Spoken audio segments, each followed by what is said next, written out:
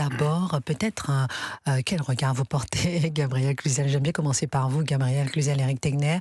Très rapidement, hein, sur la situation du moment. Quel sentiment vous avez? Moi, le ressenti que j'ai, là, à l'heure qu'il est, c'est que ça fait longtemps qu'on avait averti. Et enfin, certains ouvrent les yeux. Ça fait longtemps qu'on avait averti du triple fichier. Est-ce qu'il allait être élu? Et pourtant, tout le monde fermait les yeux. Moi, c'est le sentiment que j'ai aujourd'hui, c'est que si on avait entendu ce qui avait averti à l'époque, on n'en serait peut-être pas là aujourd'hui. Gabriel Cluzel, Éric Tegner, ensuite Yves-Marie Sévilla, je vous donne la parole, et Alain Bauer avec nous. Moi, ce que je constate, c'est que c'est une onde de choc et qui n'a pas fini de se propager. Nous en sommes qu'au début et nous tenons à avoir toutes les ramifications. J'espère que nous les aurons, hein, parce que ça me semble important. Tout ce que vous dites a été balayé du revers de la main pendant longtemps. Vous savez, je me souviens d'un entretien avec Jean-Luc Mélenchon. Je crois que c'était en 2024. On lui dit que Raphaël Arnaud est fiché S. S comme sécurité. Ça veut dire en principe quand même qu'il est considéré, au moins par certains, pour une atteinte à la sécurité d'État, ou possiblement, ou en tout cas, il doit être surveillé.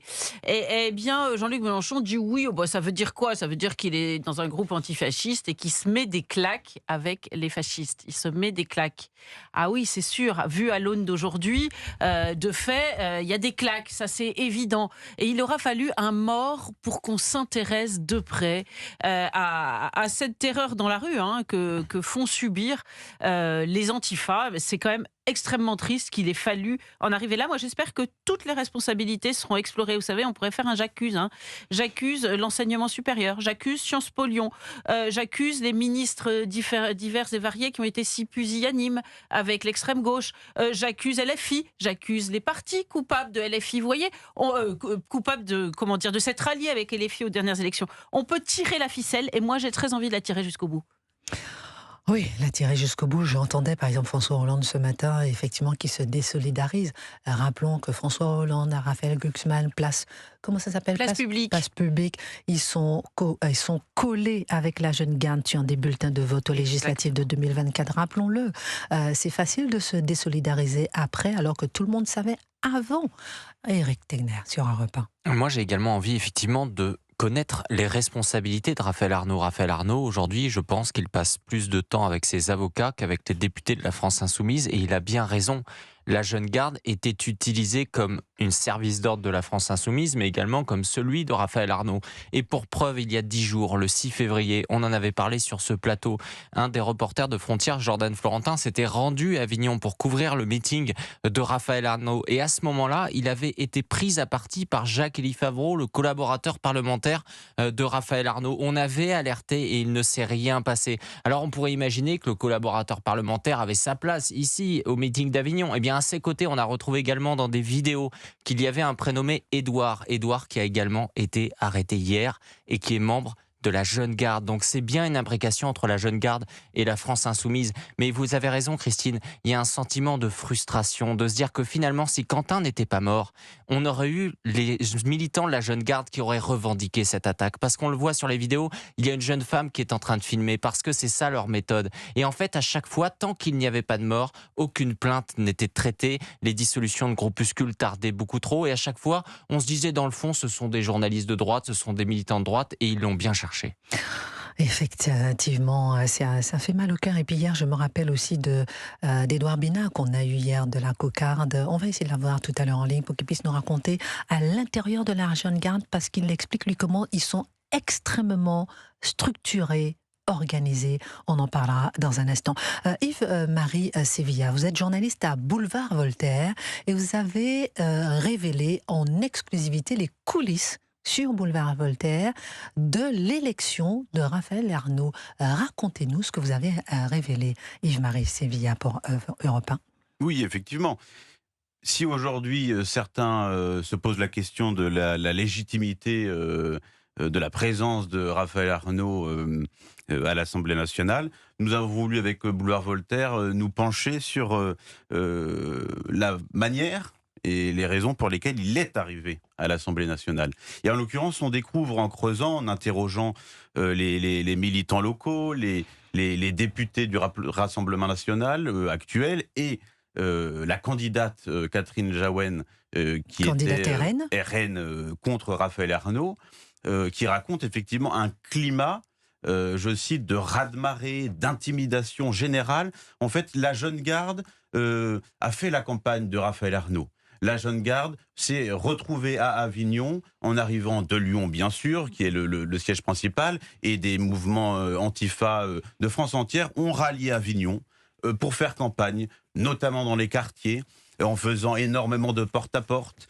Certains militants évoquent une campagne classique communautariste dans ces quartiers, en faisant venir en meeting Rima Hassan à Avignon avant le premier tour, en bourrant les boîtes aux lettres de tracts, et puis en ayant des liens avec le narcotrafic. On découvre effectivement qu'il y aurait eu effectivement des échanges. En tout cas, ce qui est flagrant, c'est que les quartiers, 80%, 90% des résultats dans certains quartiers et certaines cités, au second tour, lors du duel, ont voté la France insoumise. Donc il y a eu une mobilisation massive des quartiers. Les informations exclusives que nous avons découvertes, c'est que notamment Catherine Jaouen a déménagé. La candidate RN a finalement déménagé parce que dans la campagne, son adresse a été découverte et qu'il y a eu des intimidations, et notamment des faux livreurs se sont présentés à son domicile, ont sonné et ont tambouriné à sa porte, parce qu'un livreur qui vous livre une pizza, vous répondez pas, il ressonne et puis il s'en va. Sauf que là, effectivement, un livreur qui tambourine, c'est pas normal. Et donc effectivement, et c'est arrivé à plusieurs fois, quand vous avez rien livré et qu'on tambourine à votre porte en scandant votre nom, il y a quelque chose qui ne va pas. Et elle dit, dans Boulevard Voltaire, je lis votre article en exclusivité, j'avais peur, je suis partie. Maintenant, à part ma famille et mes très proches, personne ne sait où j'habite. On marque une pause, on revient avec Yves-Marie Sévilla, journaliste à Boulevard Voltaire, sur les coulisses de cette élection de Raphaël Arnaud, avec beaucoup de menaces d'intimidation. Et dans un instant, Alain Bauer, criminologue au Conservatoire national des arts et métiers, qui est dans le studio avec nous. Marie Sévilla, qui est en train de nous expliquer les coulisses de l'élection de Raphaël Arnaud à Avignon, avec les menaces, les intimidations sur la candidate RN qui a dû déménager. C'était quand même des circonstances assez troublantes. Il a été parachuté sur place. Vous racontez dans votre article sur Boulevard Voltaire, Yves-Marie Sévilla. Oui, absolument.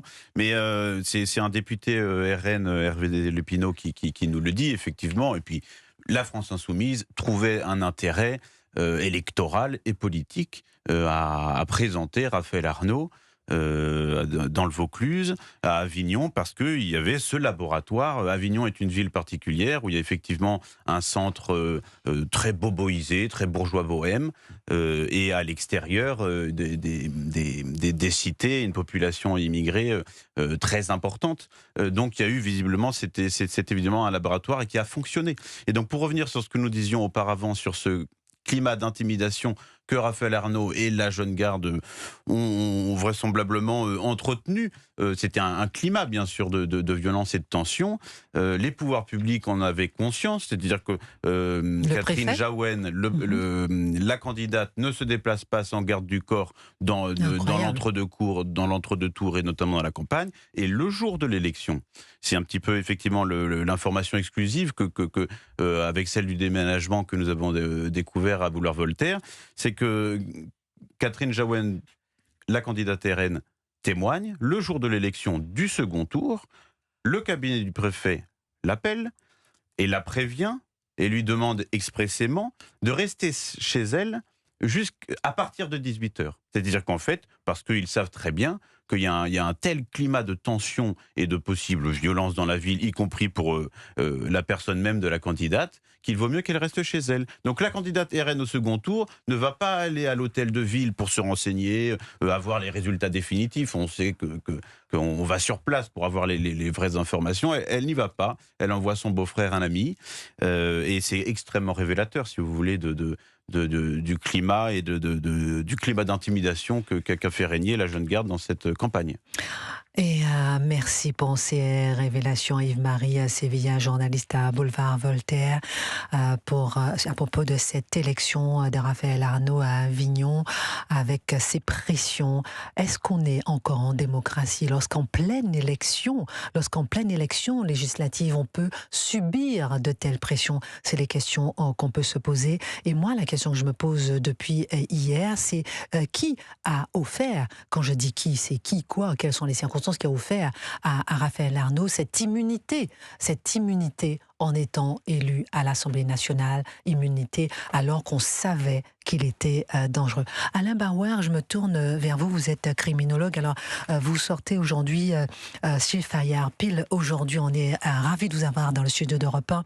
Si vous nous voyez sur europe1.fr, je montre le livre Chine, la revanche de l'Empire, la fin de l'Occident, passionnant. J'aurais bien aimé vous recevoir après, lorsqu'on parlera de la Chine volontiers. Peut-être un mot rapidement sur le livre en 2 mots. Non, en fait, c'est une série qui montre la globalisation piteuse et qui est la réponse à la pseudo-globalisation heureuse, la grande illusion dans laquelle nous avons vécu, les uns et les autres, alors certains moins que d'autres, depuis les années 90. J'ai commencé avec la guerre, pour expliquer d'où vient la guerre d'Ukraine et les mouvements de tension qui existent à nos frontières, la géopolitique. Ensuite, Tu ne tueras point. Alors je vous l'ai offert par ailleurs, car nous sommes aujourd'hui le mercredi des cendres. Ce n'est pas tout à fait un hasard, et je sais que vous êtes très attaché à vos valeurs chrétiennes. Les miennes sont humanistes, mais elles sont assez proches en la matière, qui est à la fois pénitence, repentance et renaissance. Comme vous savez, le mercredi des cendres, c'est pas n'importe quoi. Et tu ne tueras point, c'est un message tout à fait particulier aux radicalisations violentes qui poussent à l'instinct de mort plutôt qu'au débat démocratique. Ça répond à votre